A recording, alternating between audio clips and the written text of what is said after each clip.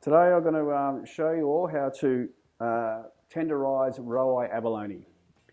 This is a fresh product that you can buy in Perth.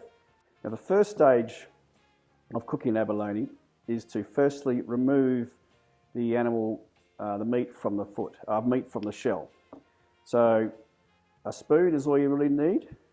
You enter through here, the smaller end, simply push in like that, pull it back, little twist, and there you go. And now what's left is the mouth. You simply push your finger in, and there's the mouth comes out.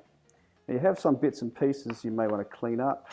Use a sharp knife, give it a little bit of the stuff there.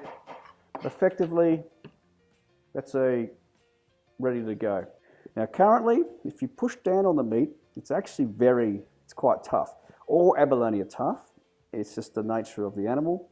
So the only way to sort that out, there's a number of ways of doing it, but the most effective and easiest way is to physically tenderize them by slowly tapping the abalone.